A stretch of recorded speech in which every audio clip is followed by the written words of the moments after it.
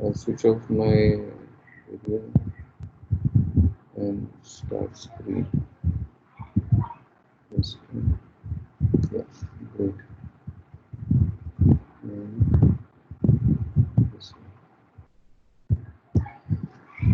Okay, good morning all. And this is the first session related to learning earthquake design and construction. Um, at the onset, we would like to acknowledge that this is a work which is largely in the engineering domain. But at the same time, because of the number of disasters which have been happening in the country, it was the government of India has thought that it was very important that all the professions related to construction industry, building industry, including architects, should be equipped to understand how earthquakes affect buildings. So there was a tremendous amount of work done in after the Bhuj earthquake, and even so there has been a lot of work being continuous. But after the Bhuj earthquake, it was thought that decimation in all the professional courses was a must. And we were both Jimmy and myself. We were part of this program at the Indian Institute of Architecture, Indian Institute of Technology, and where we were there was training for teachers also, and as part of that,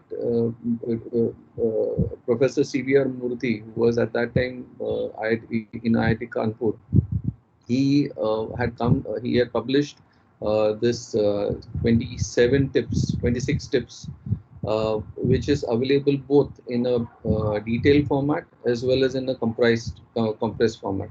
So this presentation is actually a derivative or derived from those tips itself.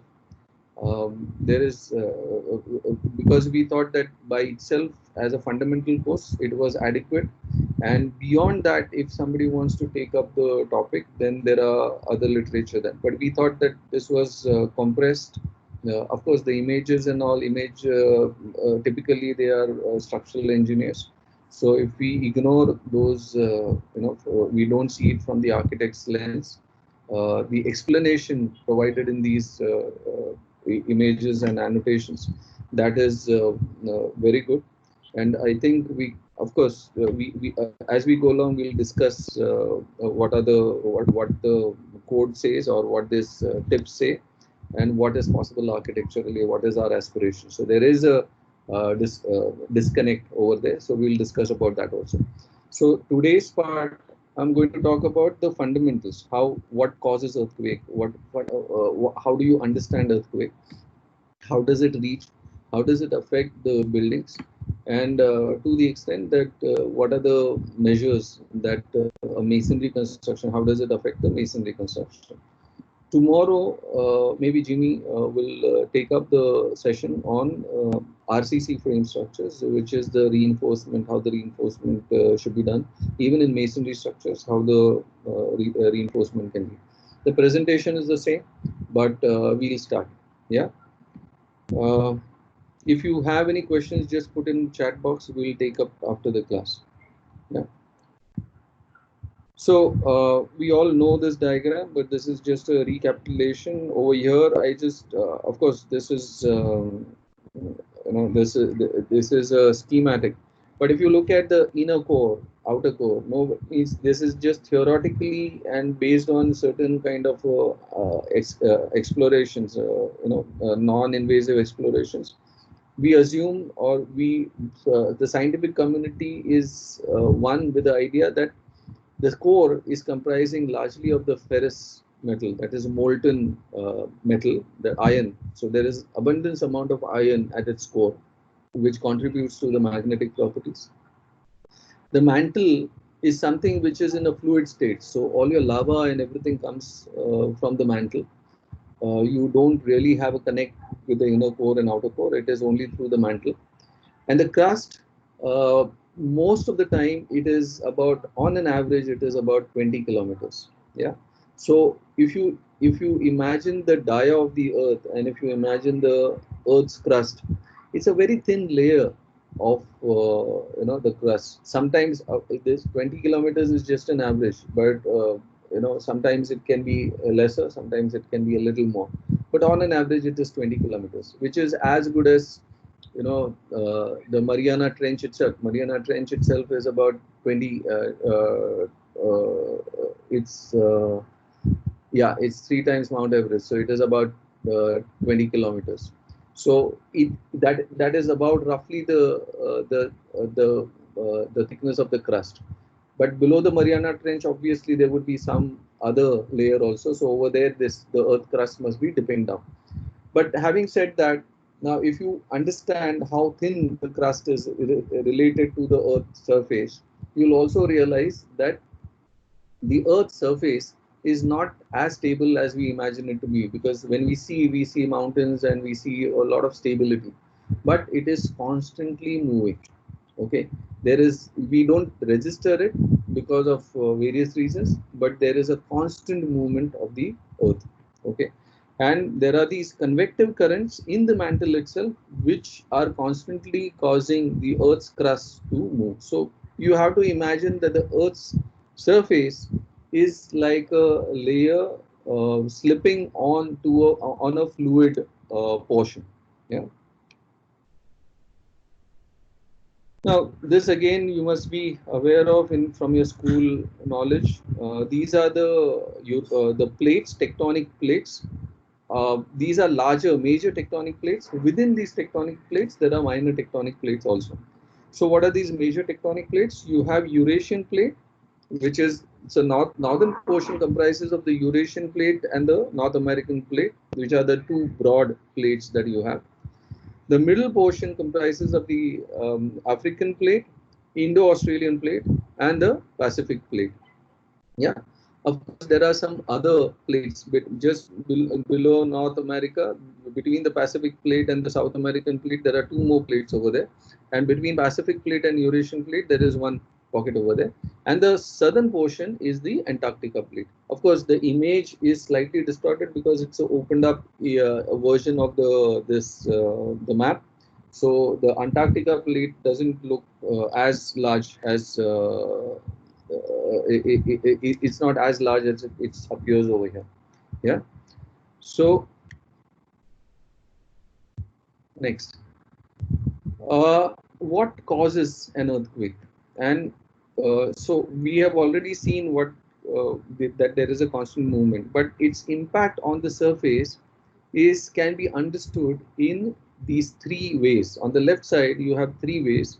So there are convergent boundaries. That means one tectonic plate is slipping below the other tectonic plate. Yeah. So the tectonic plate is one tectonic plate is going above the other tectonic plate. That is one, which is called as a convergent boundary. The second one is the transform boundary, where there is a slippage which is sideways from the two tectonic plates. And the third one is the divergent boundary, which is going, the tectonic plates are going away from each other. Now, as a result of that, if you look at the right side, there is a elastic strain buildup.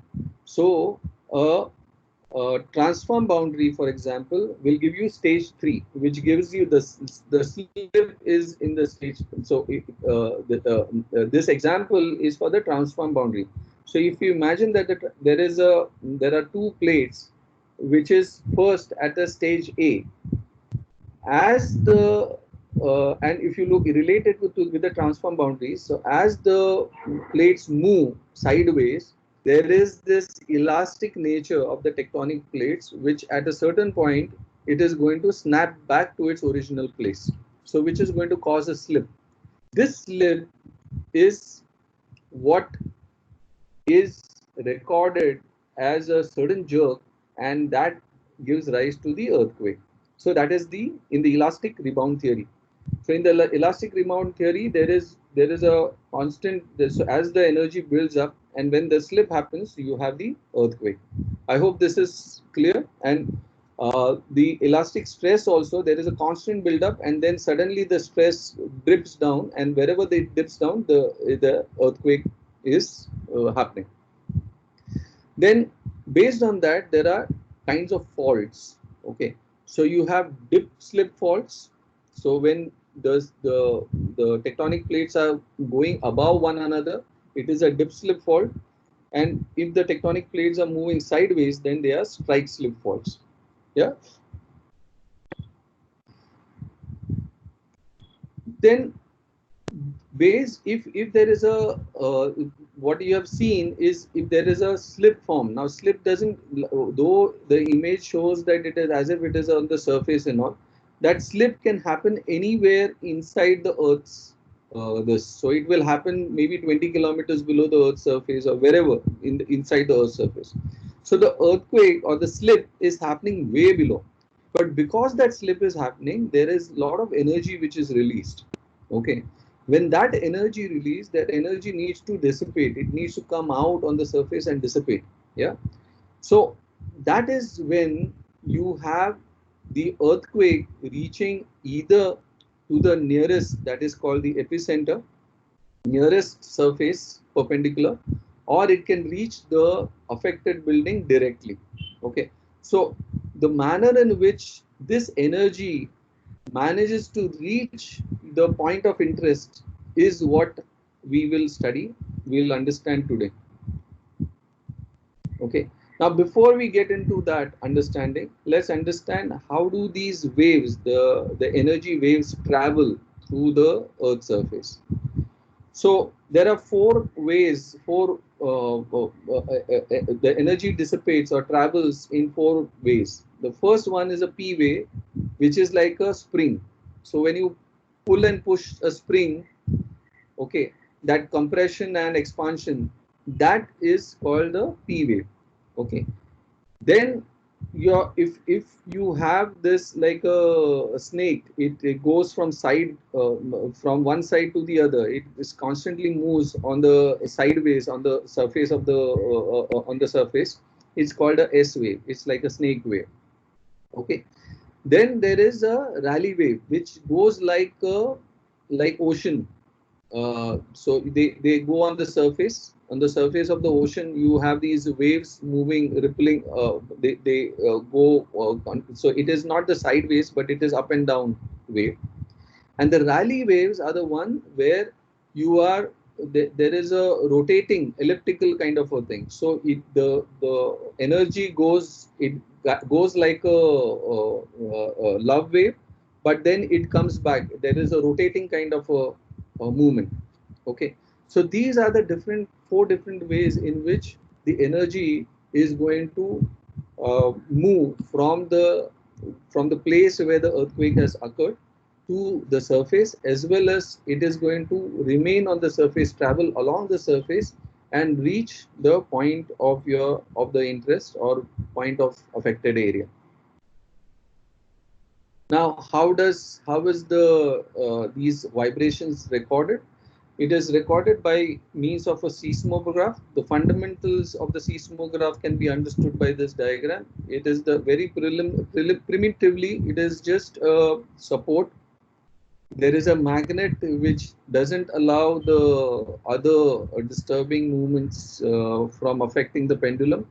There is a pendulum bob with a pen attached to its base, and there is a rotating drum on which the recording is being made. Yeah. And on the right side you have a seismograph. If you look at the general tendency, the vibrations will be so less that it will be almost as like a straight. It looks like a cardiogram, right? So, but as soon as there is an earthquake, there is a sudden kind of disturbance, and you have these recordings plotted. So you have one for Uttarkashi, which is 1991 Uttarkashi earthquake. You have 1971 San Fernando earthquake. You have 1940 earthquake, and you have 1985 Mexico. Now, depending on the calibration of the instrument, you have these pendulum moving very vibrantly or lesser.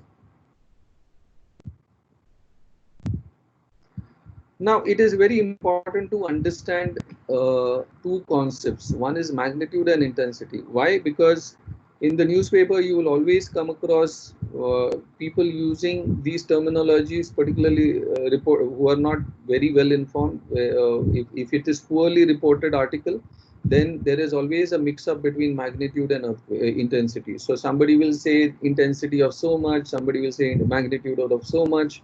So let's understand what magnitude and intensity is. Okay, it's best, and first of all, before we get into the magnitude and intensity, let's understand what are the various terminologies. Number one is the focus. Focus can happen, the focus is the point where the earthquake or the fault rupture is actually happening. It most of the time it is deep beneath the earth's surface. Like for example, when the tsunami happened, it was somewhere in the Indonesian plate, way below in the ground. The epicenter is the one where the energy first dissipates and the tremors are felt. It is the shortest path usually, and it is the path where the earthquake affects the earthquake. So it is the on the surface of the earth where is the earthquake felt as a with the maximum intensity. Okay. Now, maximum magnitude. Yeah. So that is the epicenter. And from the epicenter might happen anywhere. It might be a report area, it might be a deserted area, it might be an inhabited area. But it is important to understand where the epicenter of the earthquake is. And from the epicenter, which is the place of interest. For example, Bhuj was a little away from this, but it was not the epicenter, but the place of interest was Bhuj. So that's why it is called a Bhuj earthquake. Yeah. So similarly, all the earthquakes do not necessarily happen in that city which is affected the most. It affects the most because the city is dense, it has more number of people, it has more number of buildings. So obviously the damage and the from economic perspective, from people's perspective, from various studies perspective, our interest is to how does it affect us.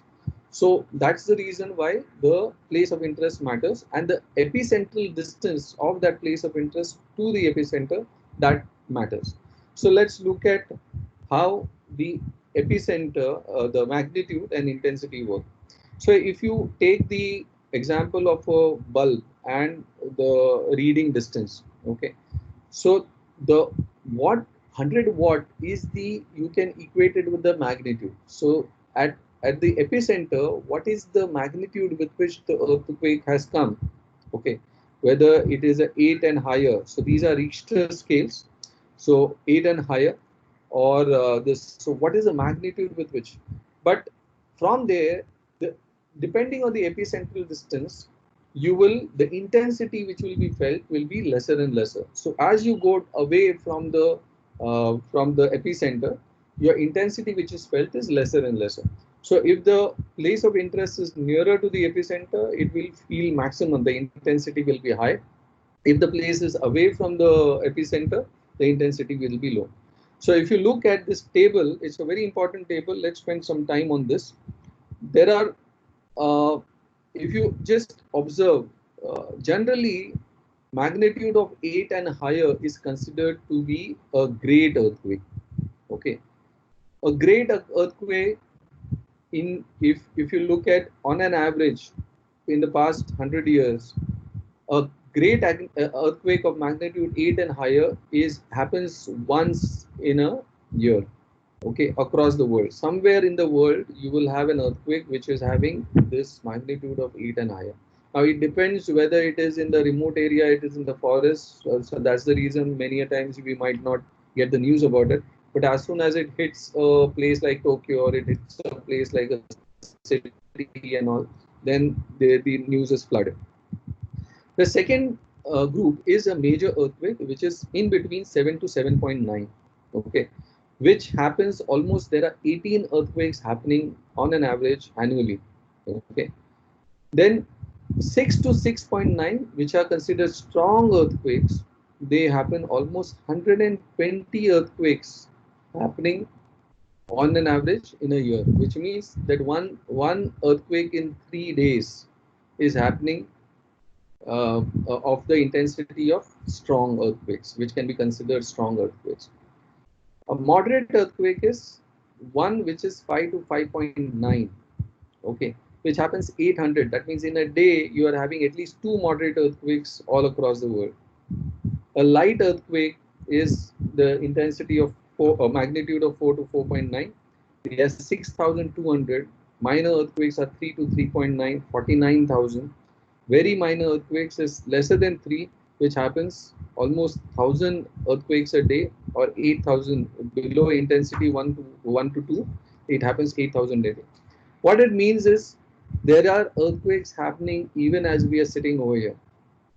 Okay, it's just that we don't, as humans, we don't register these light and below earthquakes unless we are extremely sensitive. But even extremely sensitive people also, we wouldn't. We start registering moderate to higher earthquakes.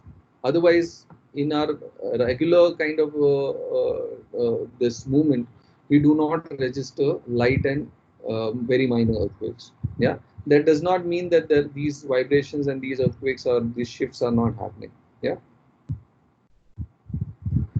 So now let's understand three things. These images of three things. One is, just because the epicenter is whether it is a point or is a line or it is a felt, it is not exact geometry. Okay, this isoseismal map is a map which it maps out what is the intensity and what is the extent of the intensity being felt. Okay, it is just like your contour plan. The way you develop your contour plan, the isoseismal map is also developed in a similar way, where at different locations the sensors pick up the statistics, pick up the earthquake readings, and based on that you arrive at a isoseismal map.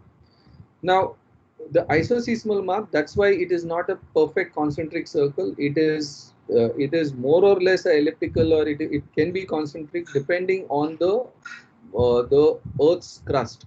So depending on whether the energy is allowed to dissipate, in whether there are disturbances, whether there is a problem with the path, or whether the fault line itself, instead of a point, it was a longer slip and it was along the line.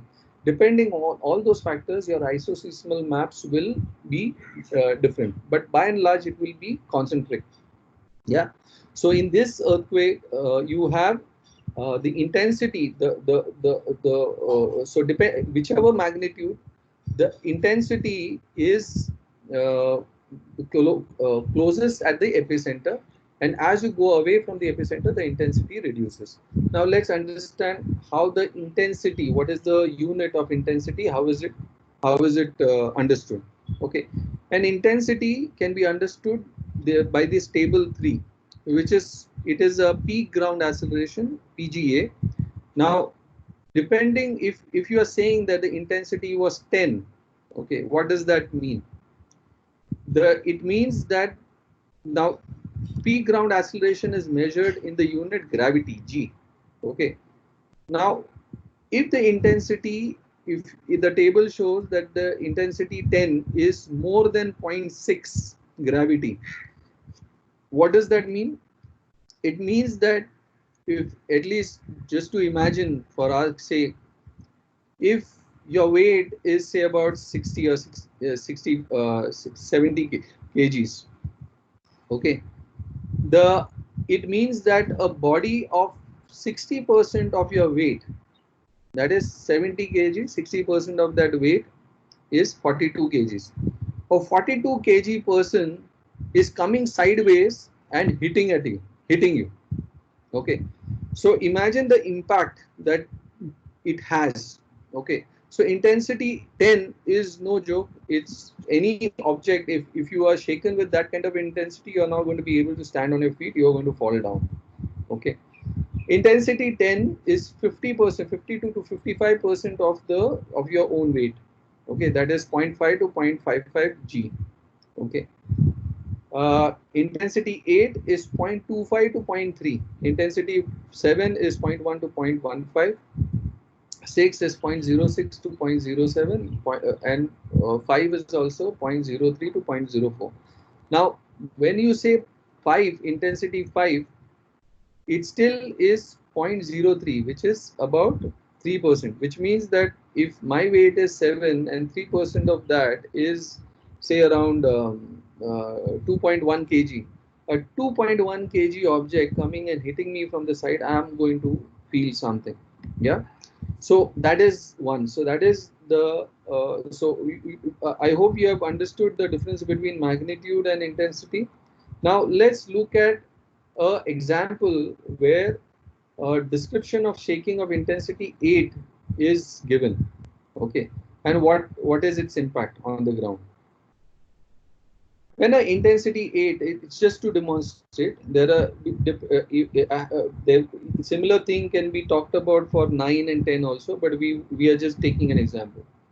So at intensity 8, which means that you have peak ground acceleration sideways of 0.25 to zero point 0.3. When that means the ground is shifting by 0.25 with a weight or with a force of 0.25 gravity.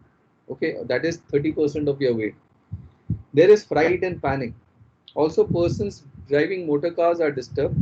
Here and there, sorry, the branches of trees break off, even heavy furniture moves and partly overturns. Hanging lamps are damaged in part. Most of the buildings of type C, now if you look at the bottom, this type C is well-built structures. They suffer damage of grade 2. Now, grade 2 damage is moderate damage. Okay. And few of grade 3. The grade 3 damage is heavy damage. Most buildings of type B suffer damage of grade 3. Type B is ordinary masonry structures. They suffer heavy damage. Okay. And most buildings of type A suffer damage of grade 4. That is, type A is rural construction which is marred, or it is not firmly built in place. They have a destruction. There's a lot of damage to the structure. Hanging now, occasional breaking of pipe seams occur. That is, pipes broken out. So if it is a gas pipe, also there is a lot of danger over there. If it is a water pipe, it is going to open up. Memorials and monuments move and twist. Tombstones overturn. Stone walls collapse. Okay. Now this is related to the. So first category was about the person. Personally, what do you feel? Second category B is what happens to the buildings, and third category, let's see what happens to the landscape itself. Small landslips occur in hollows and on banked roads on steep slopes. Cracks develop in ground up to widths of the several centimeters. Water in lakes become turbid. New reservoirs come into existence. Dry wells refill and existing wells become dry. In many cases, changes in flow levels of water are observed. Now, what does this mean?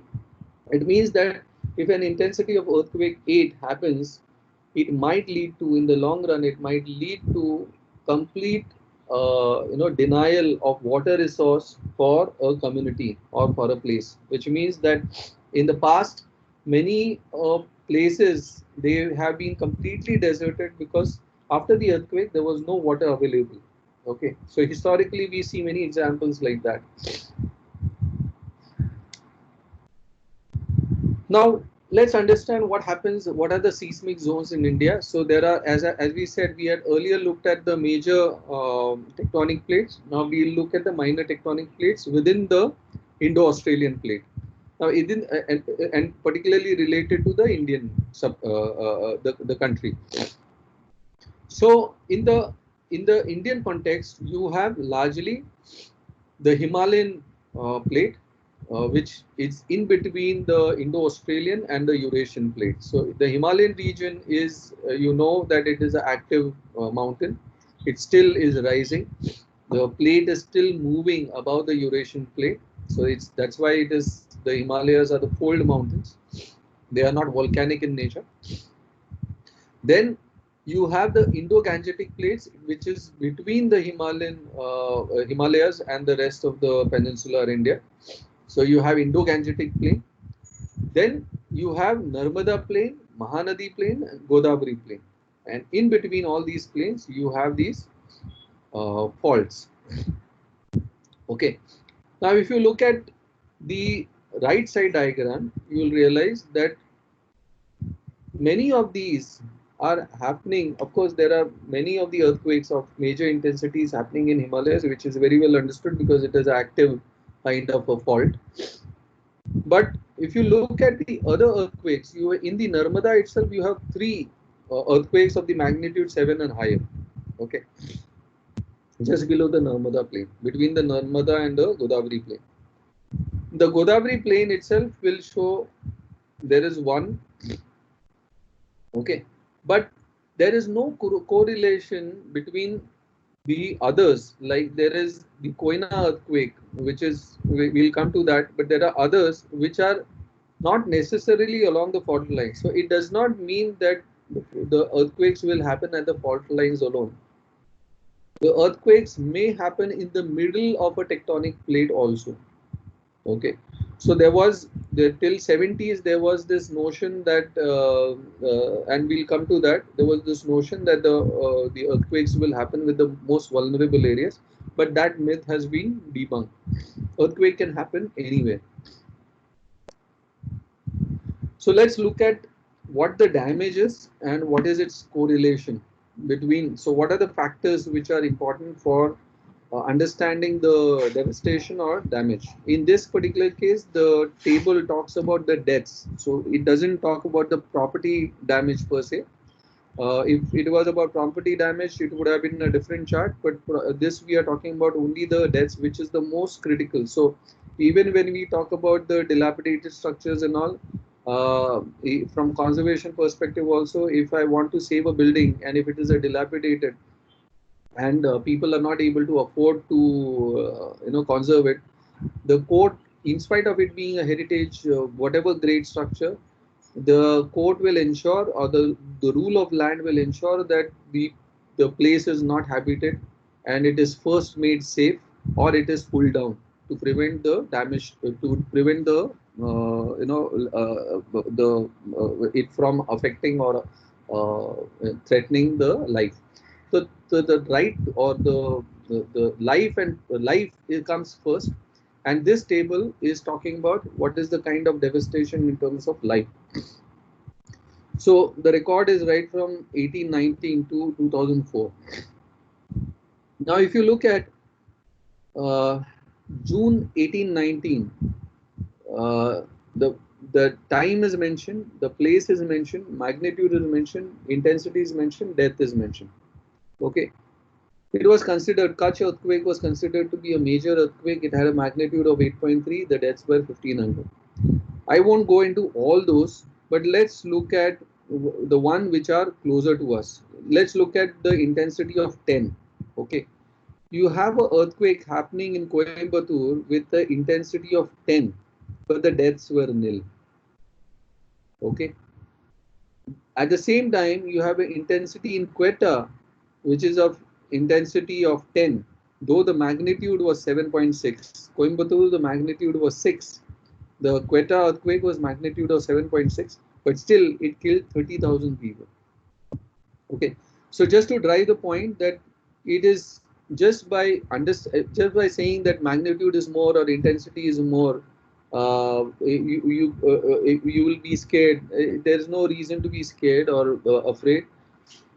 This correlation only talks about the preparedness of the community towards an earthquake and the built form, how robust it was to prevent damage and affecting the threatening the life.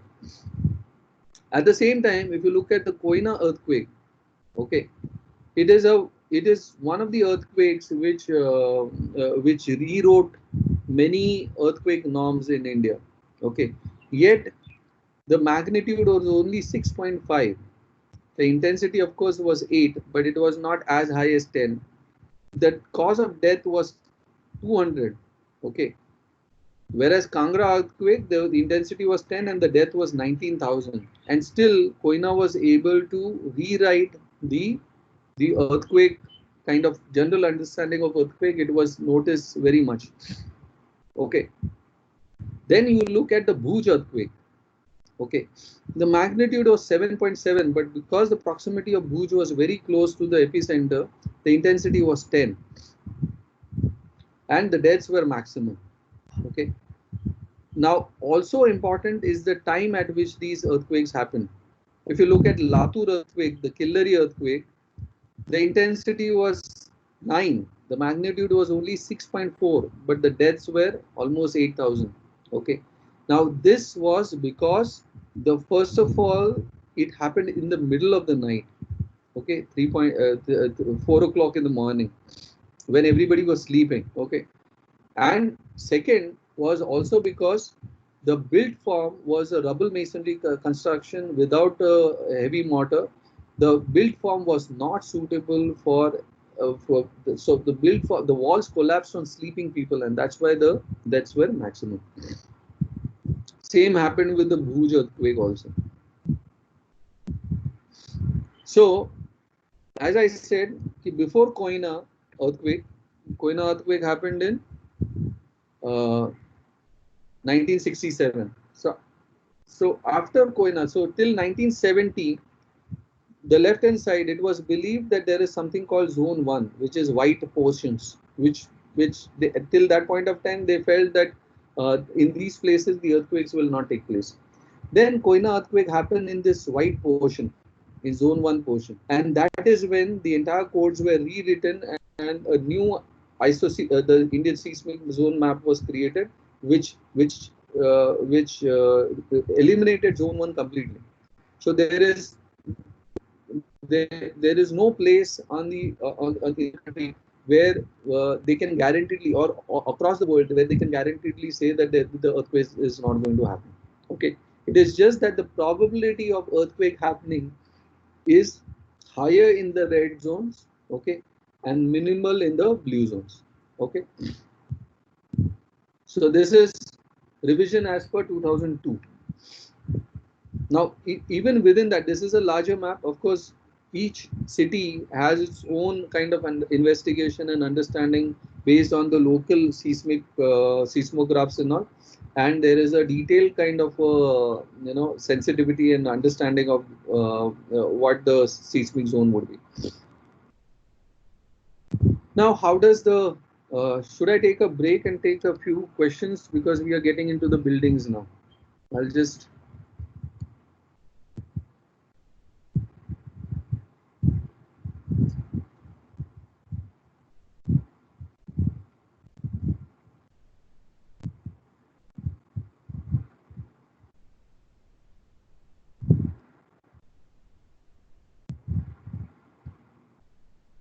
There seems to be no questions as of now. No questions? Should I move on or somebody wants to ask something? No, we can.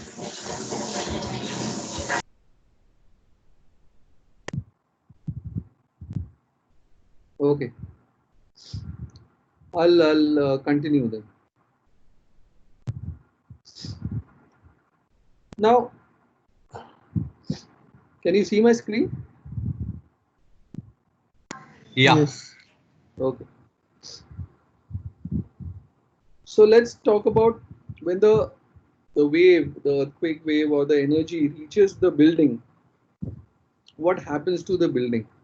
So as you see in this diagram, it is a very simplified version. Of course, the earthquake doesn't hit only sideways. It can happen. It can hit from any given direction. But assuming that the earthquake is hitting from left to right, okay, which means that the ground is going to shift towards the right. Whereas, as you know, the law of inertia, okay, the building is going to have a tendency to remain in its place. So what happens is the top portion of the building tends to remain in its place and the bottom portion shifts. Okay. So if it is a wall, of course, it is shown as this. It is just indicative or imaginative. But understand that the masonry is not going to flex like this. It is going to develop cracks. Okay. Similarly, the column is not going to flex or take the shape like this. It is going to develop crack. But it is important to understand what is happening. So instead of the top portion moving, the top portion is remaining in place. The first jerk, the ground is moving, and the top portion isn't. Now, the earthquakes, the principal directions can happen in any of these three directions. Okay, so your P waves and the S waves, they are in XY direction, but the Rayleigh waves and the Love waves are in the Z direction. So if your building is going to hit by rally wave or a love wave, then God help you, because it is moving up and down also. Okay, and most of the earthquakes, they are a combination of all these three. Okay, but for our understanding, we try to at least mathematically we try to understand in a given direction what is the shift. So many of the earthquakes, they have one direction, but some of the earthquakes, particularly in the intensity 10, you will have all different kinds of waves hitting the building. Okay, so you have the foundation component, you have soil component, you have foundation component, you have walls or column component, and your floor slab component, and they all will have certain inertia properties. Now, can you imagine which direction this left side Uttarkashi earthquake building was hit? Very obviously, it's means this wall has been hit back to front. So the direction of the earthquake has been from back to front. Okay, in that direction. Now, the right side is of a collapse of a reinforced column structure, where if you'll notice, the bottom portion of half of this building, the stilt, had an apartment, and this half didn't have an apartment, it was in stilt. Okay, so the stilt columns gave way, and that's how the building split into two. Okay, now this we will find, as architects we will find it very funny, but it's very important to understand this. uh, there are these, you have come across right from your second year onwards, at least you have come across expansion joints, seismic joints, construction joints, various kinds of joints in the buildings, right? But this is the reason why joints are important. So on the left, you have the typologies of the building, which is considered extreme from earthquake perspective, which means that not that it is discouraging you from building such tall structures. It means that the earthquake is going to affect these buildings, and when you want to visualize or when you want to imagine these buildings, you have to take into consideration, or you have to prepare the building to handle the earthquake stresses. So for example, if it is a too tall structure, you have to understand what is going to happen at the base, what is going to happen along this when rattles, it rattles in the earthquake. What is going to happen over there, and how does the building prepare itself for the earthquake? Similarly, if it's too long a building, what happens if it's too long a building and the wave is hitting across, and there will be one portion which will be uplifted and the other portion which will remain in the place. So building will split into two. So to prevent that, what should be done? Similarly, too large a plan also, what steps, what precautions should be taken so that the building doesn't experience irreversible damage when the earthquake hits. So these are the risk kind of typologies of building. On the right are the risk geometry, the safe geometry, the and the risk geometries. So, according to structural engineering or this earthquake point of view, a well-rounded, a simple plan, a rectangle or a square or this rounded plan is the safest bet. But we as architects, and as well as from functional point of view, we never have these simple plans. So life is not as simple as this, right? So we always come across these kind of configurations sometimes. Okay, so when you are having these kind of configurations, goes in the category of curves, corners and curves are poor. So this goes in the poor category. Now, this L shape, you need to introduce a separation joint. So if you want to create a complex plan, you need to break it down into simple plan from the earthquake perspective. Okay, a simple plans always are more resistant or resilient to the earthquake as compared to the complex geometries.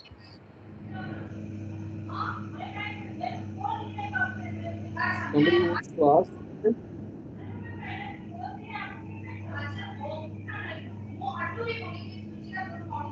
Hello? Sakshi's mode.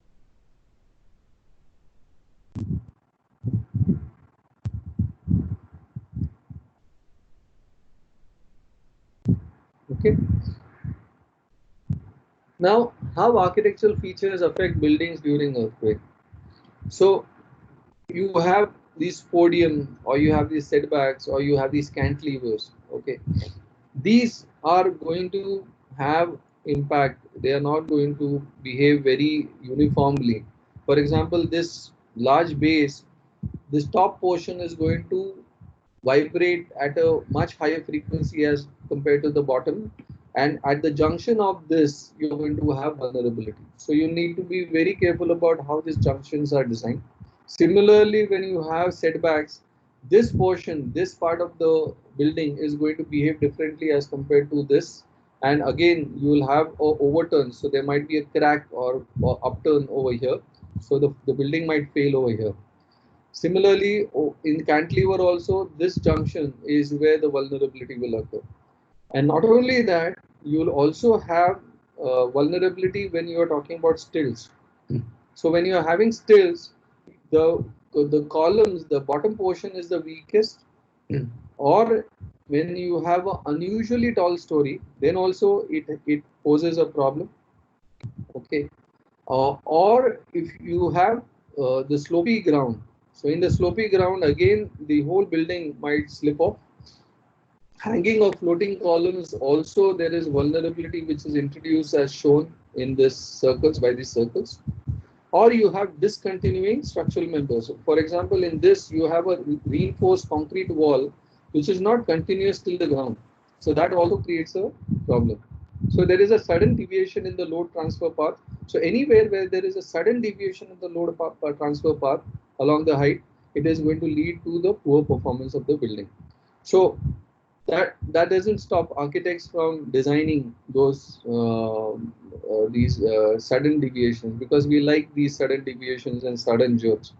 But it's just that wherever you have sudden deviations and jerks, you need to be careful as to accommodating earthquake remedial measures in that junction. Okay, so just giving an example, if even when two buildings are next to each other, they might, the buildings might have a space, but if the rattling is the displacement is so high that one bangs against other, then also the damage can take place. Okay, so pounding can occur between adjoining buildings due to horizontal vibrations of the two buildings. So the seismic joints is different from the construction joints or the expansion joint in this regard. The seismic joint takes into consideration how much is the maximum deflection that the building is going to have to occur, and based on the maximum deflection, the space between the two buildings or two parts of the buildings is mentioned by the structural engineer. Okay, so to understand how the building twists, this is the worst case scenario. So till now we have seen the building moving either in x direction or z direction, or x direction, y direction, or z direction. Now imagine that the building is moving in the xy plane, so it is twisting instead of just moving in the one direction. So what happens, particularly this example is important for us to architects to understand. Many a times we design buildings which is imbalanced, which means that on one side we have a lot of heavy walls or a lot of heavy kind of RCC and all that. On the other side, we make it lighter with glass and all, because climatologically you want light coming from north, and you want the dead wall from the southwest and all those kind of things. So when that happens, you you you are creating a building which is going to have a weight which is going to be more on one side and lighter on the other. So if you look at the corollary, the swing diagram, the boy which is sitting on one end and he tries to swing it, he is not going to be able to swing in one uniform direction. The swing is going to twist. Okay, so that happens when you design which is lighter on one side and heavier on the other. So that doesn't mean we don't do it. It's just that we understand how it is going to behave and we take precautionary measures accordingly. Also, when the particularly on the sloping side, if you are stilled, obviously is going to go higher. So when the still goes higher, the corollary is again shown in the diagram, where the swing length of the support is longer on one side and shorter on the other. So even if the boy is sitting in the middle, the swing is going to twist. Now twisting is worst form because the columns are, if the columns are designed like rectangular, they might still want to behave like beams and all. But if they are even if they are designed like beams, you cannot help twist. They are not prepared to handle twist. Okay. So what is the kind of damage uh, and what is the philosophy for a building? So philosophy is simple, that um, most of the time, to really make a seismic proof building would mean that you have so much of reinforcement that more than the budget of anything goes into the building. Okay, and it is unaffordable, it is unviable. Okay, so in that case, the first principle is the earthquake should not cause death or damage to life. Okay, so there should be very low or not at all. Ideally, not at all. No loss to life or no threat to the physical. So no portion of the house should collapse that anybody gets injured. That's one. So that is the first principle. Second, if in the case of fire, if at all something has to be sacrificed, it is the built form which is the non-load bearing or non-structural element of it which can collapse. Okay, but the collapse should be such that there should be no damage, no permanent loss of life, or it should be recoverable. Okay, the third is the structure should also fail in a predictable manner, and that is the philosophy for designing for structure for the earthquake, which means that the structural engineer knows precisely if there is an earthquake, where does he want the structure to fail, so that there is a least amount of damage. So none of the buildings except for nuclear reactors and all, none of the other buildings, functional buildings, are designed for absolute resistance. Okay, they are designed for resilience, which means that they will allow people to escape. Number one, they will allow for damages which will be repairable at a later stage. Okay, not unlike this the image which is shown, the damage is irreparable. Okay, so and generally when you see minor shaking, the masonry is going to collapse. In moderate shaking, the beam should fail, and in very strong shaking also, the other beam should fail, but at no point the column should fail. And strong shaking may column and the ground will get disconnected. Now this is a performance of the building. This, if you look at the right side image, the stirrups are missing. So even if the structural engineer, I don't know whether the structural engineer specified, but the contractor has chosen to ignore the structural engineer drawing, and he has not conveniently not he saved the money on the stirrups. Okay. Now these stirrups are in the kinds of earthquake. Normally the reinforcement were taking care of the load for the gravitational load, but at the times of earthquake, when the vibration is sideways, the stirrups come into action, and they are the ones which are going to help. So it is important to constantly monitor your site and check whether the contractor is not playing mischief by not putting adequate stirrups and all, because they are not according to him, he feels that the building will stand, because his concern with the building is only till the time of construction. Once the building is constructed, he moves out of the place, he's not bothered. So this is a typical example of that, where the failure has happened because the stirrups not being there. So it is a complete brittle collapse.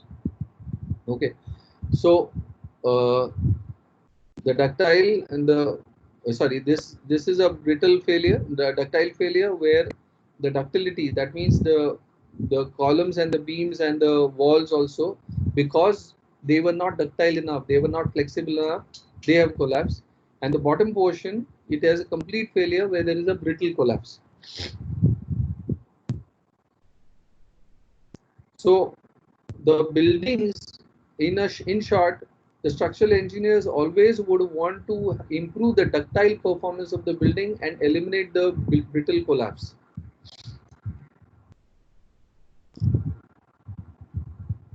So, ductility of the building in masonry, you very well know that they are good in compression, but they are weak in tension. So, it is not ductile enough. Okay. Now you need to improve the ductile performance of the building. You need to increase the performance in the tension. Okay. So that is how this. So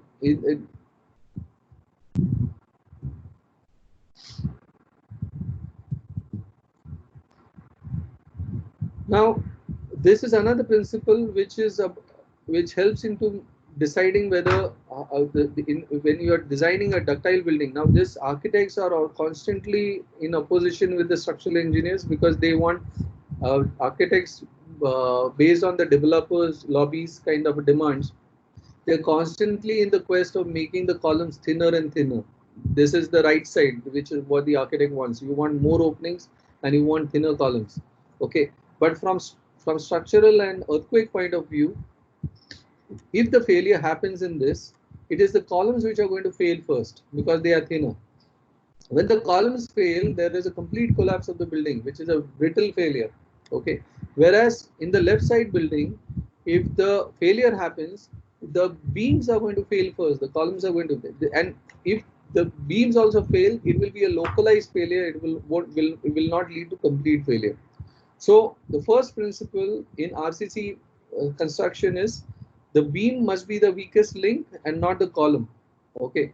So it can be achieved first by appropriately sizing the members and then providing the correct amount of steel reinforcement in them. Yeah.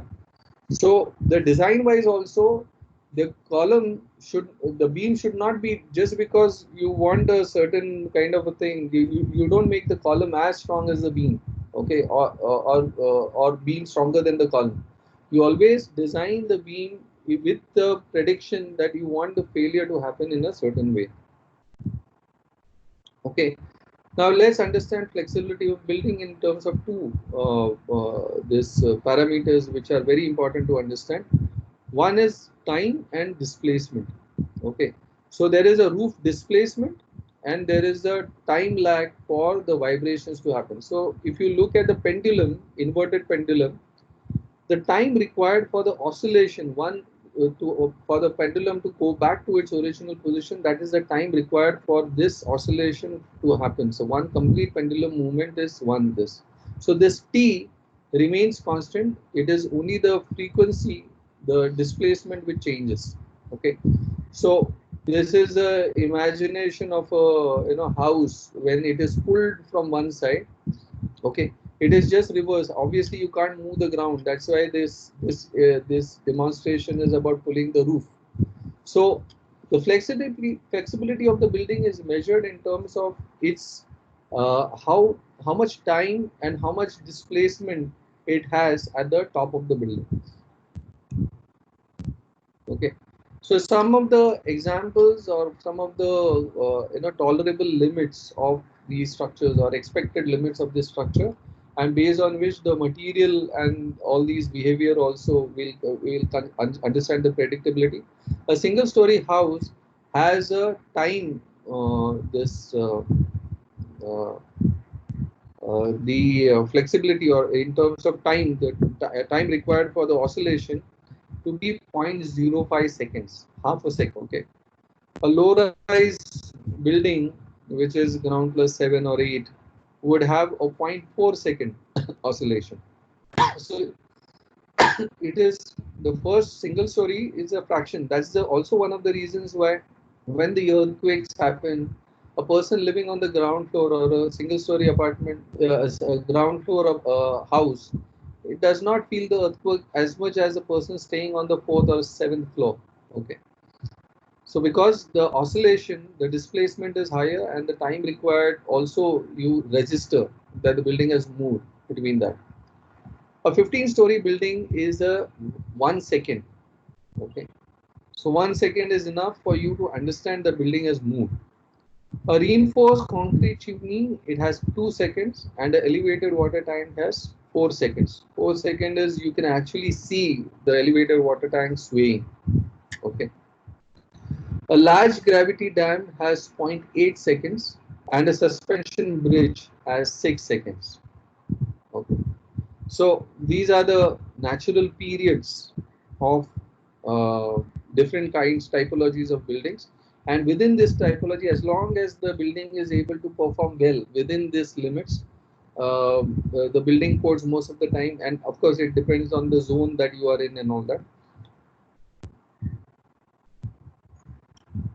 Now, the flexibility of the building is also affected by the depth of the soil and the kind of nature of the soil. So depending on the depth of the soil, or in this case it is rock versus soil. Okay. So 3 to 5 story building, if the depth is 50 meters. Okay. So for 50 meters you have the soil, and below that you have rock or this. Then the 3 to 5 story building is going to get affected quite a lot. But as the depth of the soil increases, it provides cushion for this building and provides a buffer. And these buildings are not going to experience the same amount of oscillation as if the soil was less deep. Okay, so at a depth of 250 and all that, if the soil is very deep, then the 3 to 5 story buildings are safe. Okay, from structural earthquake point of view, because the energy is already dissipated by the time it comes to them. But a 10 to 14 story building will have deeper foundations. Okay, because they have deeper foundations, they will perform well up to for the lower soil depths, but they will suddenly perform poorly for greater depths. Okay.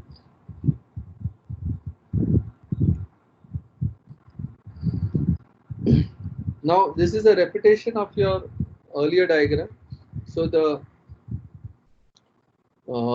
seismic zones, you have 4 seismic zones. Zone 5, so Andaman Nicobar, Northeast, Sikkim, not Sikkim, sorry, this Bihar, Himachal, parts of Jammu and parts of Haryana, J&K and Punjab, as well as Bhuj, this portion.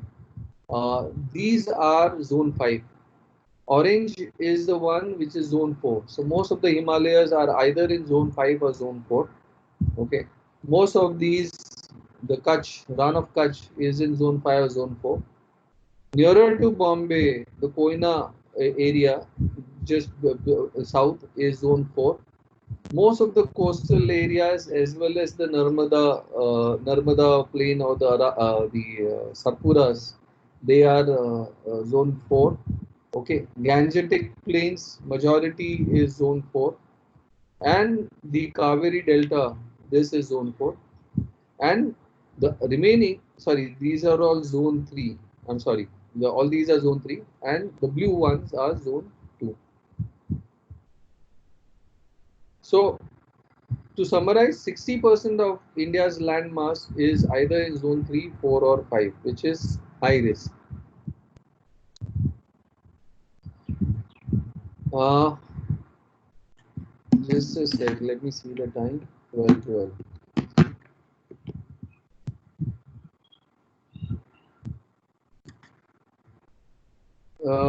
Jimmy, you want to take a break over here, discuss any queries?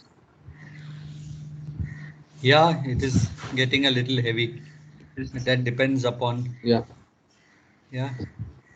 Because Why the other ones is the next of the into points the are what? What are the next of the points? The next of the points are masonry structures and are reinforced structures. So it's straight away getting into the building. What are the measures that you take? What are the solutions you have?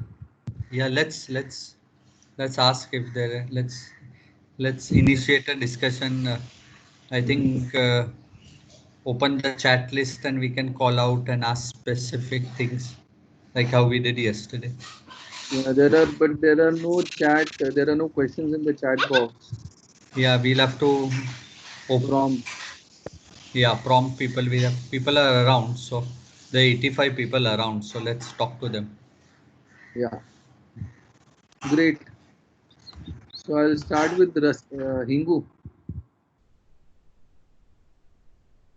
Yeah, let's hope he's around. He's there. I can see him.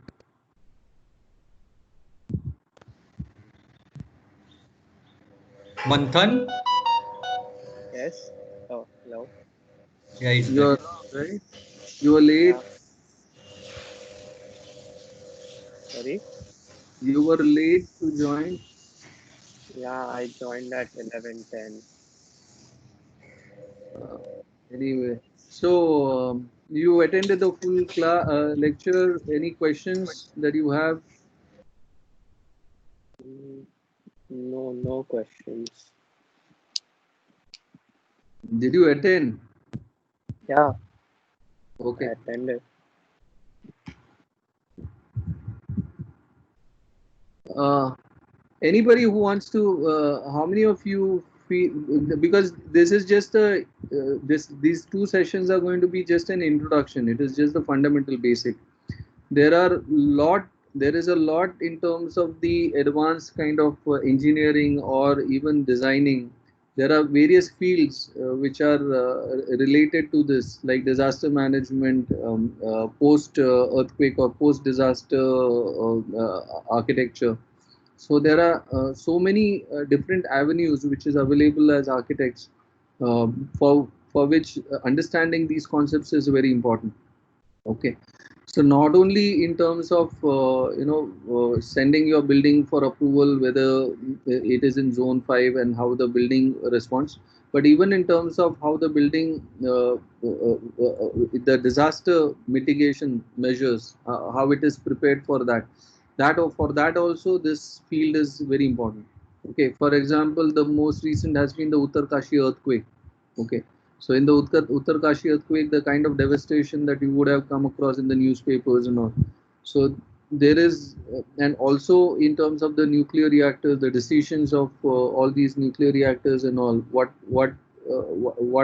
actually needs to be put up.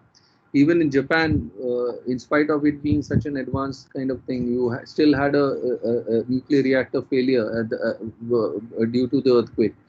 So, and there was a lot of damage, a lot of nuclear waste entered into the ocean.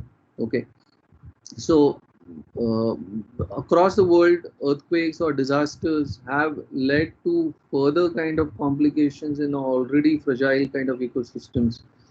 So it is not just restricted to the buildings. The impact that the building has on life, not only human life, but the ecological life of the planet, that also needs to be understood to be able to respond to this, or and for that this foundation is very important. Okay, Rohan. It's not only, if I'm not mistaken, is you need to. I think it's a social responsibility with regards to earthquakes. I think you go out, you will work in various scenarios, and there is no option then to address. You have you cannot shy away by saying that I'm not aware of how to go about addressing, yeah, some basics with regards to earthquakes and some precautions that we need to take. Also, I like to remind everybody that post this two-part lecture, there's an assignment with regards to the same. So it's not that it's just an online lecture and it'll be done like we did for the last topic. The last topic, basements also, you're going to be doing an assignment, but it's going to happen when the studio starts. Whereas this this is easily or based on research, so we will introduce the assignment directly. So it makes sense that you pay attention and understand the nitty gritties of the theory because its application is going to be important. Okay. Yeah, I asked for whom did I ask for? Anyway, uh, Aman,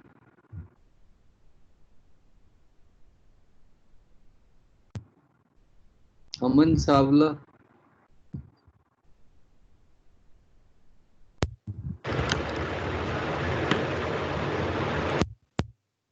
Yes, Vikram, I'm here. Yeah. So, what related to magnitude and intensity?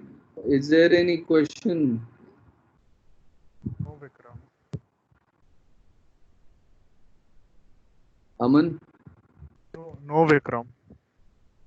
You have understood the magnitude and intensity, the implication of it. Yes, but I'll go through Okay, the. Rohit. Sorry. I'm just saying I'll just go through the lecture again later. But your explanation was good enough. Okay. Rohit has his hand raised. Please, Yeah. Rohit. What? Can you repeat about the part where you explained about the ground strata, where you said ki, the rock bed has to be depending on the rock bed, how the conditions differ for the columns and building. The soil depth, If you mean? yeah. If the bedrock is more nearer to the crust, like to Rohit, above. that is an area where it needs to, it is just a, it's a diagram which Professor C.B.R. Murthy has mentioned. I myself have not gone into the details of that particular context. So it is just, I'm taking the information empirically as much as you are taking. So I can go through over it again, but the reasoning of it is something that we need to go into the details of it further. If you Okay. want to know the reasoning, then there is I am not in a position to answer the reasoning behind it now, right now. But what was the logic behind it? Like in general, it is like if the rock bed is more nearer, then there are less chances of earthquake. Is it like that? No. See, there is a difference. Empirically, it has been observed that particularly this data was adapted from various kind of resources. It was Seed and Idris 1982. So what they have observed from different earthquakes is 3 to 5 story buildings, they perform very poorly where the soil strata is the depth of the soil is less. Okay, and they perform quite okay. The damage is lesser where the soil depth is more. So that is what they observe. But for 10 to 14 story building, it is just the reverse. Okay, the rationale according to me is related to the buffering. So when you have more soil, you have the dissipation of energy, which is so for smaller buildings it is very easily understood that if the depth of the soil is more, the energy by the time it hits the building, it has already dissipated within the soil, within the ground. Okay, but for Yeah. taller buildings, why this happens is something that needs further understanding or exploration. So if we go to the Seed and Idris 1982, you'll be able to get a detailed kind of a study of that. And in all probabilities, it will have to do with the oscillation, with the time. So the previous diagram that we showed of this one, okay, so in terms of the time that the building also the energy also takes to reach the top of the building, because that is where the maximum sway is going to happen. Okay, that and the soil depth, there is a correlation between that. So at the moment, to answer your question, I can only attempt this much explanation. Beyond that, probably you can go further into the details and look at Seed and Idris 1982 and explore it further. Yeah. Thank you. Yeah.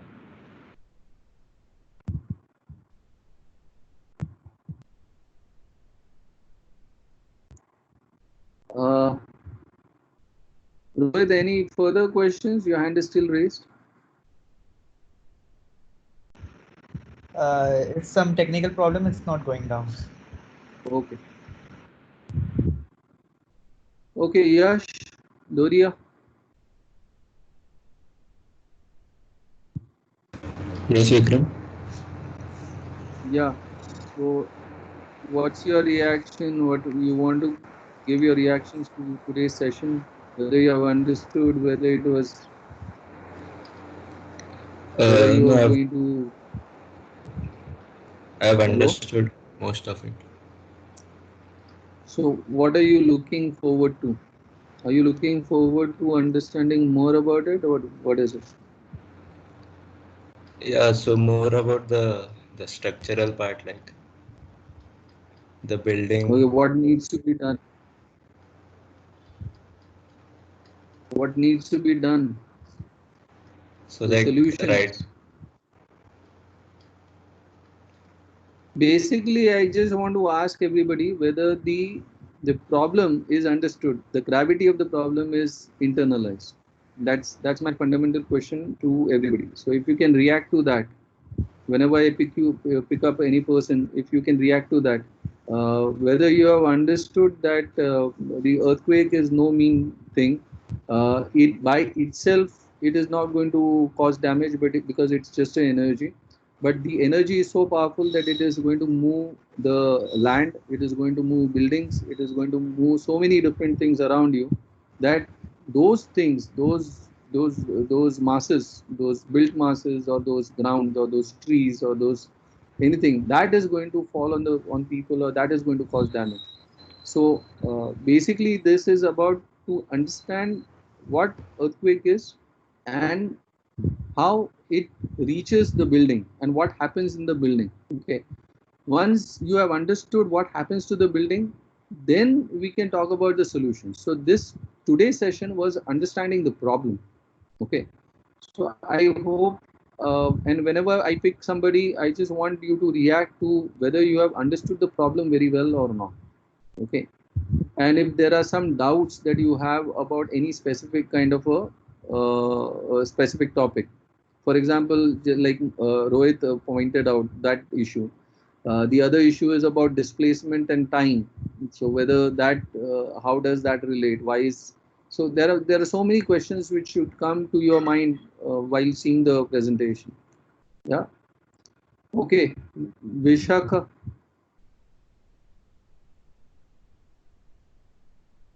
Vishakha Deshmukh. Yes. Yeah, I've understood the topic. Earlier, I was a little bit confused with the difference between the magnitude and intensity, but yeah, that was clear while you were explaining. Earlier means before the I mean, lecture or during the lecture? no, just starting when, but yeah, that was clear. Confused between the magnitude and intensity. When we were discussing the chart, that became more clearer. Like we discussed about different places right now, about different magnitude also. We discussed intensity, and then we discussed how many people died. So yeah, that became clear. Okay, fair enough. Anushka, Anushka Gawad.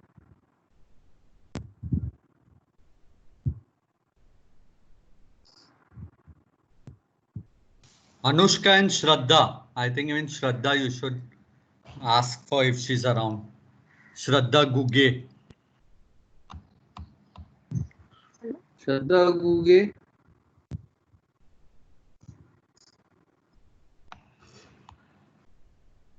Are they able to respond on the chat?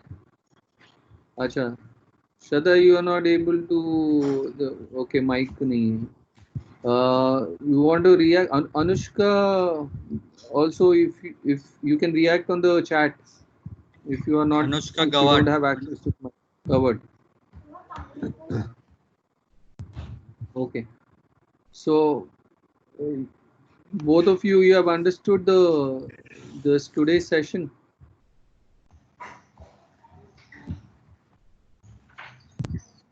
Okay, they are there.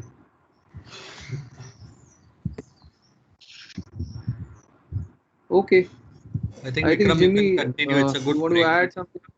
It was a good break here. Okay. I think being the theory part technical, I don't think people. I think the concepts of failure are, unless we Okay, give them I'll supply to start with the. unless we give them something to apply their mind on, I think it's going to take time. Once we give an assignment and ask them to apply their mind on the topic, then perhaps they'll start Let's do venturing into it. coming week. No? We'll give them the exercise in the coming week. I think from now only we should introduce. Okay, fine, fair enough. Okay, so I'll finish the topic and then we'll talk about the assignments. Yeah.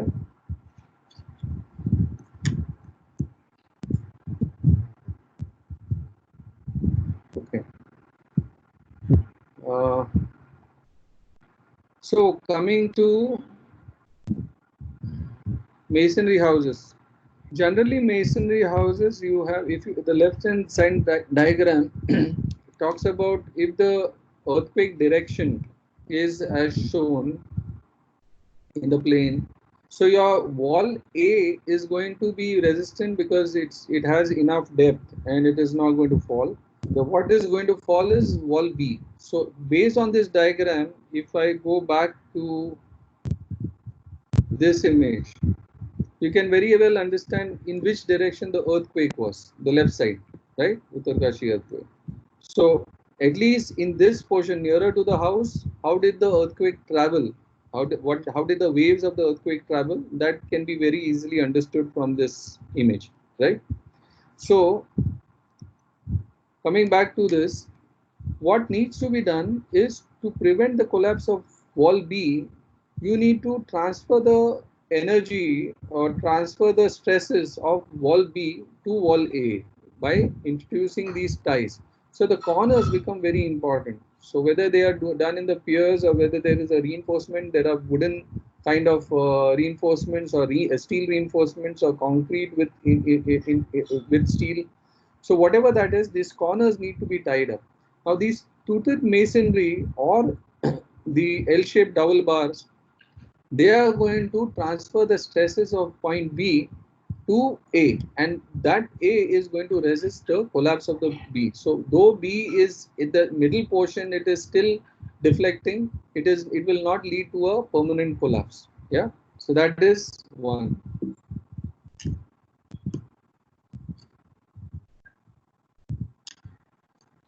Now there are these quick steps measures. Number one is the corners need to be good connections at the wall corners. Number two is good connection between the walls and the foundation. That is also important. So we often in the masonry, older masonry construction, straight away after the masonry, the stone masonry, there were many times the walls used to start without giving a band, a reinforcement band. Nowadays we introduce even in the PCC at the periphery at least we introduce a reinforcement so that the bottom tie is also very well worked out. Then a stiff foundation, that is very important because if the foundations also collapse or they develop cracks, then also there is a fear of damage to the building. Then next is after this you have these corners and then you have lintel bands. At this portion you have a lintel band. Uh, and then on the top the roof also it should be tied together. Now generally with the sloping roof there is a tendency to put the wall plates only on the where the rafters are going to sit and there is no connection. Can you hear me? Yes, you're clear. Can you hear me? Yes, you're clear. I disconnected. Okay. Yeah, you're clear. Now you're clear. So yeah. So in this, if there is a tendency that if the roof is like this, then if I have a wall plate over here and wall plate over here, I will not have a wall plate over here. So it is quite, it is not advisable. So even if your wall plates from rafters perspective, it is important to have the rafters perspective only on this side and this side if it is a sloping roof. From earthquake perspective, it is important to have the wall plates connected to each other through these horizontal ties. So whether it is roof, whether it is slab, whether it is these horizontal ties, they all are going to contribute in making this house as a tied up box, and the behavior of that will be much better. The right side talks about how the forces or inertia, it transfers from one direction to the other. So if the direction is in this, as well as the walls will move in the other direction, so the ground is going to shake. So what is going to happen, and the regions where the load transfer takes place from one wall to the other, so that is wherever the load transfer takes place, you need to stiffen the corner better. Now this is a very debated kind of a topic. Many a times, and this is also related to the disaster mitigation kind of rules. So, 20, 25 years ago, all the regular norms of whenever the earthquake hits, the drill used to be that everybody was asked to come out of their houses and go onto an open space. Okay.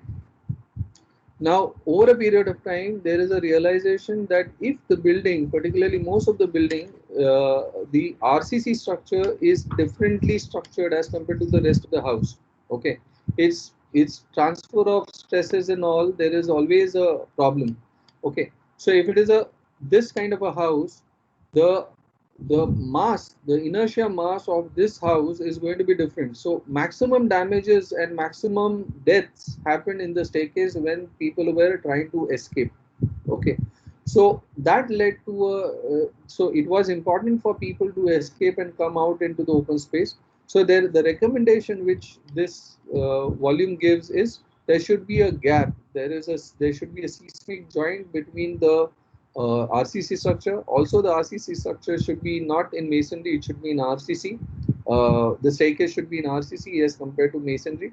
So things like those were advised based on this, but nevertheless there are still a lot of deliberations which need to be done, because not everywhere you can have RCC frame structures, and not viable to have RCC frame structure. It is not even advisable to have RCC frame structures. So what? But it is important to note that staircase block is going to behave differently from the rest of the house. The cutouts within the house are also going to behave differently from the rest of the house.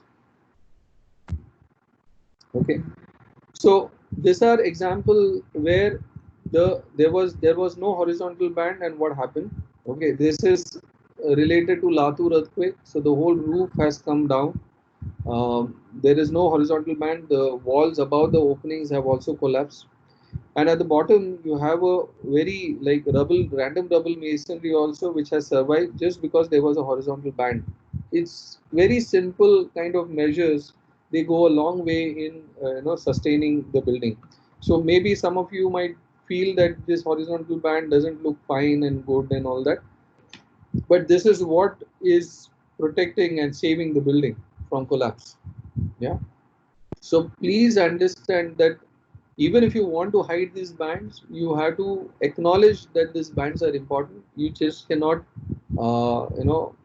eliminate it altogether. Uh, yeah. So this point I've already made an explanation. So wall plates connection of wall plates, gable roof connection. Otherwise, the roof will also tend to collapse. Lintel bands, floor to wall connections, floor to wall connections, the lintel bands, plinth bands, and the corner junctions. Yeah. Now, the in terms of the concrete bands also, or lintel, the bands, the corner bands, these are some of the examples. So if you are doing it in timber, if certain in Himachal and all where reinforcement concrete or steel is not available and you have plenty of timber available, then you can go something like this. So where the two wooden runners, they should go all the way till the end. They should not stop over here. Okay, and these two runners should go all the way till the end. Okay, and they should be nailed. Okay, similarly, in the reinforcement, this is the correct practice would be to take this reinforcement to the other end, to the outer face, either turn it around and take it in, or this is also fine, where the inner reinforcement goes to the outer face. Okay, and this inner reinforcement goes to the outer face, and the outer face reinforcement continues. So there is a clear tie between the inner face and the outer face. The last one is definitely, it's a big no, because it's not going to contribute in any way. There is going to be a failure at this junction. Okay. Not only that, in terms of lintel bands also, earlier the practice used to be, before 2000, the practice used to be just two reinforcement bars and that's it. But after this Bhuj earthquake, it taught us that it is important to have these the links between the two bars, and they should be well anchored. Not only that, even in terms of beams or the horizontal bands where four reinforcements are there, this reinforcement turning at 135 degrees, that was mandated. It is now a mandate for all the reinforcement. Earlier, what used to happen, the contractors, because they wanted to save the labor time, they used to turn at 90 degrees. Okay, many of the contractors used to do that. Now, when you turn at 90 degree and when the earthquake happens, these 90 degrees were found to be opening very easily. Okay, that's the reason why turning 135 degree has become a mandate even for masonry structures. Okay, now let's understand, if the earthquake zone is zone 5 and all, where the probability as well as the intensity is going to be higher, what more can you do? So far you have done horizontal, and you have relied on the gravity of the masonry itself to take care of itself. But if you are going to have taller buildings or taller masonries and all, beyond the horizontal bands, there is still a possibility that this would open up. If the intensity is very high, that it will open up and it would lead to crushing. Okay, so when you want to avoid this kind of failures, when you don't want these X cracks also happening in the masonry piers, then you can go for vertical reinforcements also. Of course, in practice, it's very rare that you see this kind of solutions being implemented. But yes, this is also a line of thought that you might consider in extremely vulnerable areas. Okay, now what does it do? Cracking in the building happens when, imagine that this, because of the inertia, this is going to remaining like this, and the earth is moving in this direction, which means that this is going to diagonally stretch. When it is diagonally stretching, it is going to open up this part. So the crack is going to first occur in this direction. Okay, and then the earth will come at a normal, and the roof portion will try to go back to its original state, and in the process it will go in the other direction. And when it goes in the other direction, the diagonal expansion is going to be in this direction, and the crack is going to happen in this direction. So the crack is going to happen first this side will open up, this diagonal will open up, and then this diagonal will open up. That's how you see the cracks which are happening.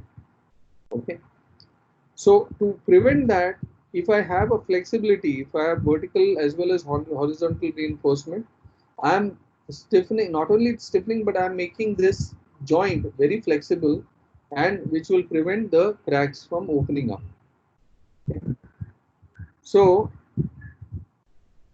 uh, one uh, so this is an example where the inner leaf of the wall and the outer leaf of the wall were uh, I'll just show you the next diagram. This is the diagram. So even when your through stones, which you have learned in your first and second year, if they are compromised, either not put, or they are compromised in terms of weakness of the joint, then the walls will open up vertically through the cross section.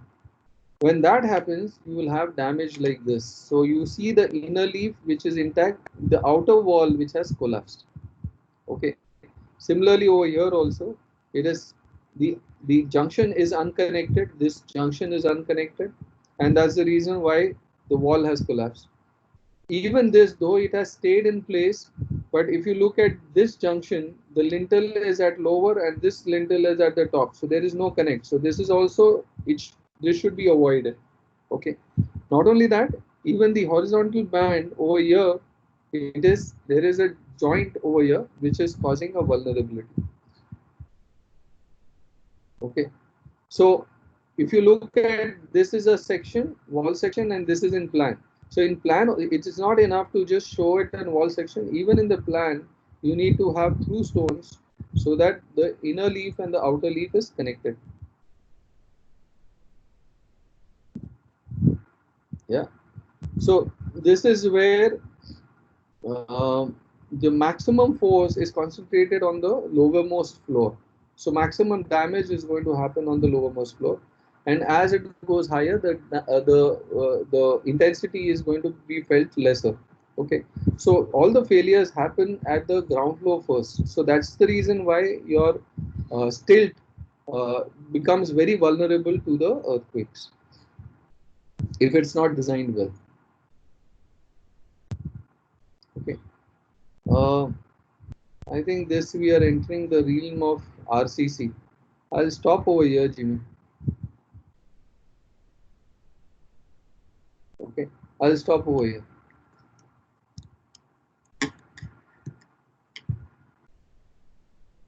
Yeah. So that's for today. I think you can go over the presentation once again, and also now we'll discuss about what. Uh, Stop sharing. We'll discuss about what the assignment can be or should be.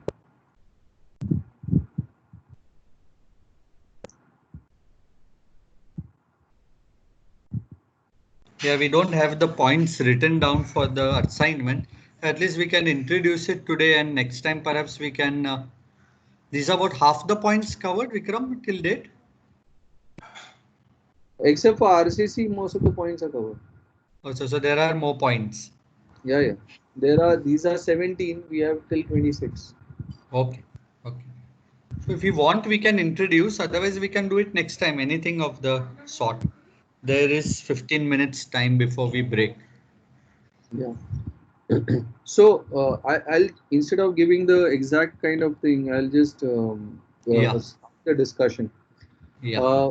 See, of course, there is one whole section which is remaining, which is about RCC and tall buildings and all of that. Tall buildings is something that we are now going to be covering as fundamentals of our earthquake.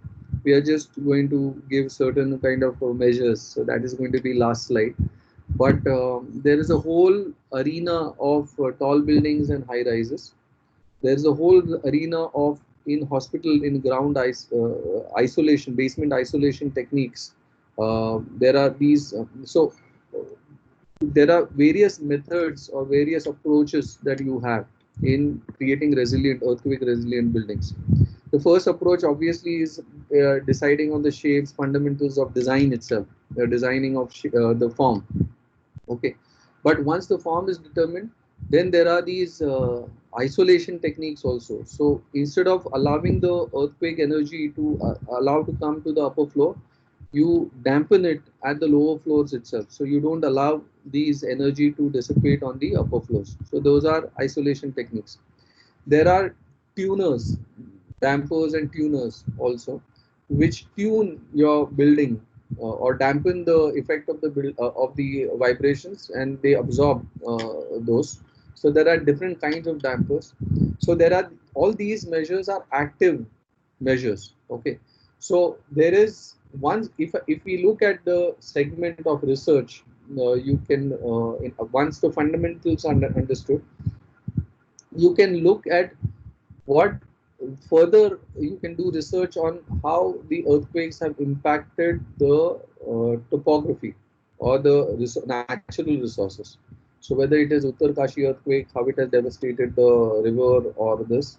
So you can, number one is understanding that. So, but I wouldn't want you to go into the realm of landscape and natural things so much, because we want to focus on architecture.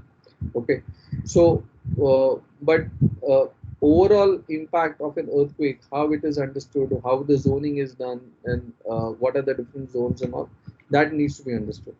By default, once we start the IDS portfolio, everybody has to bring about two things. One is the understanding of the seismic zone and the codes, of whatever are relevant to the site.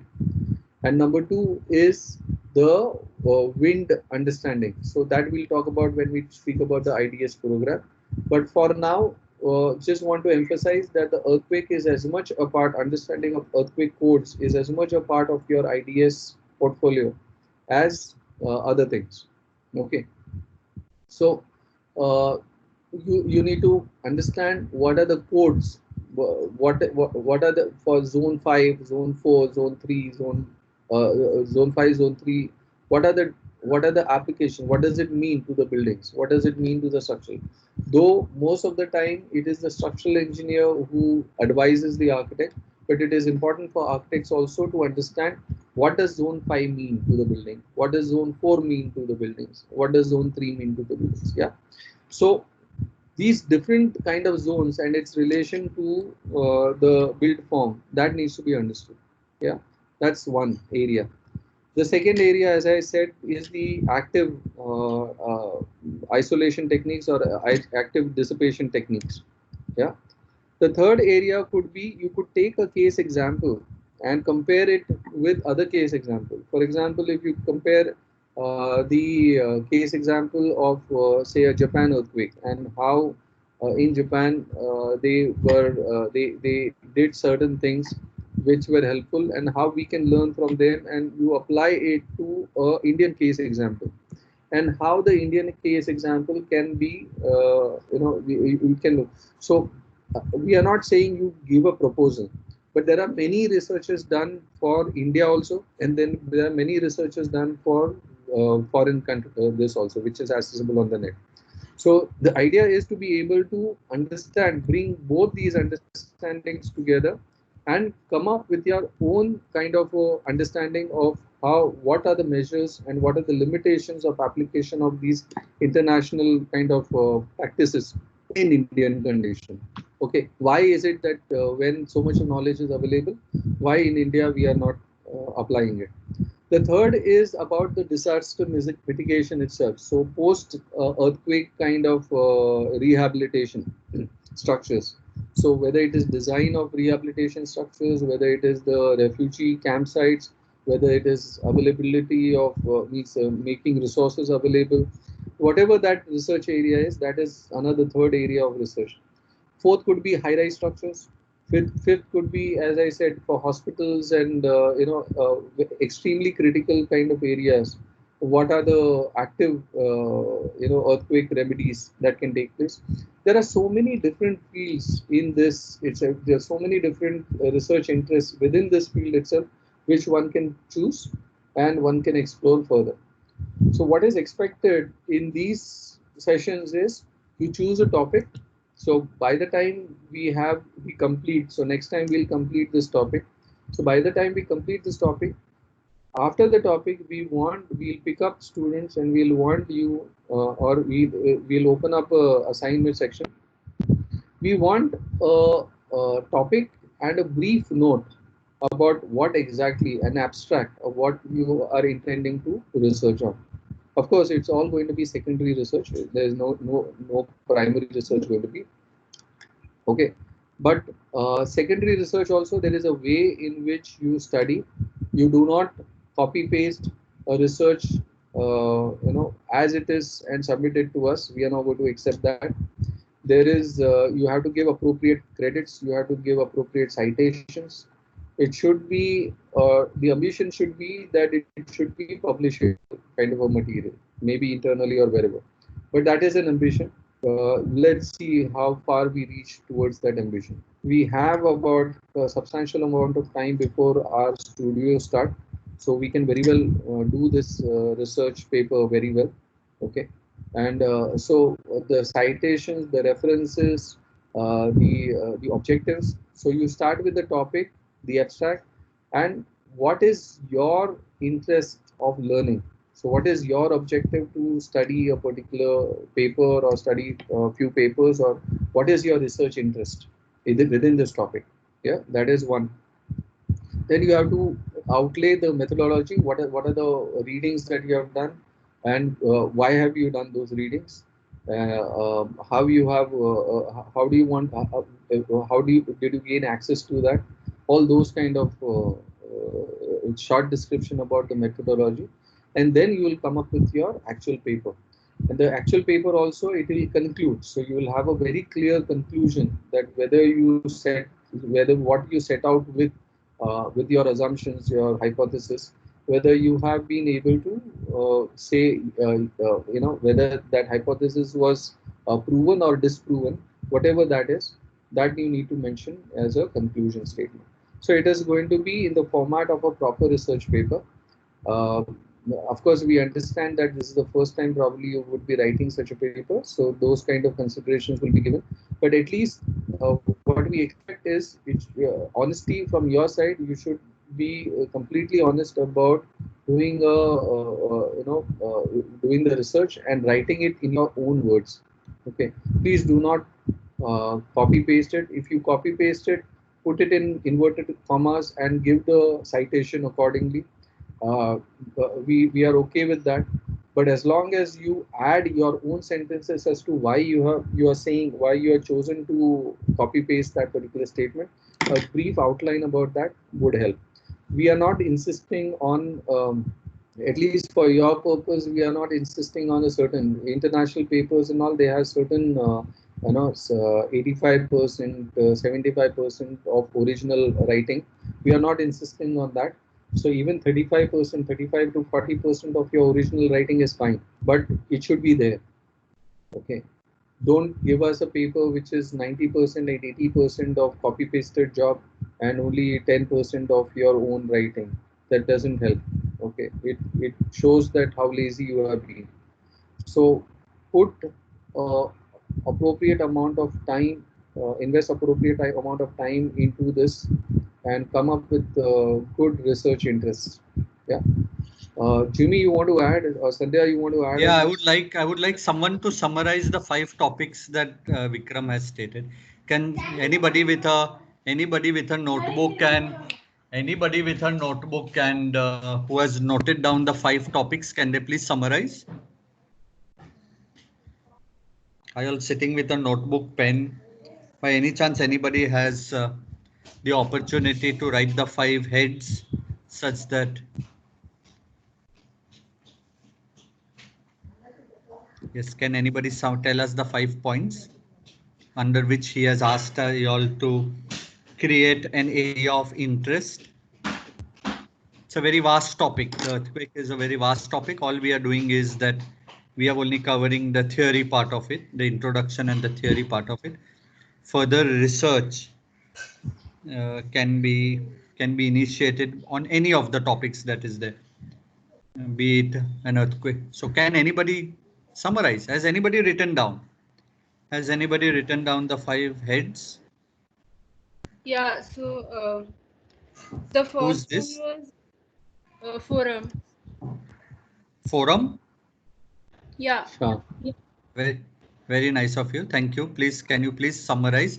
And can I request everybody to uh, open a window in your laptops and jot down the points such that you can apply your mind over the weekend. From what I gather, you have weekends free. So it is necessary that you start applying your mind. Forum, can you go step by step for 5 points? Vikram can always correct you if you have missed out something.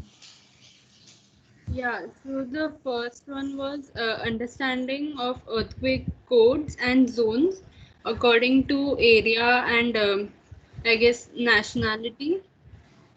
Um, I missed out Vikram, the second point. Sorry. So that's fine. Go ahead. So the third one was case study and looking at foreign examples and Indian examples and comparing what norms and construct implementation of technology in terms of construction can happen in Indian context, as well as basic case study research of what has been already looked at. And the fourth one was rehabilitation after the occurrence of an earthquake, of how resources and locally available resources can be used for rehabilitation. The fifth one regarding high rises, yeah, norms regarding high rises and what can be done. Hmm. Yeah, second could be about exploring any of the topics within this. So, for example, masonry structures. So you have these various some of the slides did show, but if you can bring about more case examples, because across the country there are so many masonry structures of different kinds. So we talked about masonry structures generically, but if we can, if somebody can take up masonry structures or one type of masonry structure or multiple types of masonry structure, and if the bands, what are the different kind of, because band is not the only way, because that is more about recent RCC bands which were introduced. So traditionally also there have been many earthquake remedial measures across the country, particularly in the Himachal and all those areas. There are various kinds of construction like Katpuni and all. So how did these construction technologies evolve? So even in Almora was not, we didn't come across many, sorry, not Almora, before that, Chakrata, we had very strong, that Chakrata was in a high seismic zone. So very clearly there were these earthquake remedial measures which were taken. So though the masonry was very weak, the timber construction itself was took care of the earthquake resilience.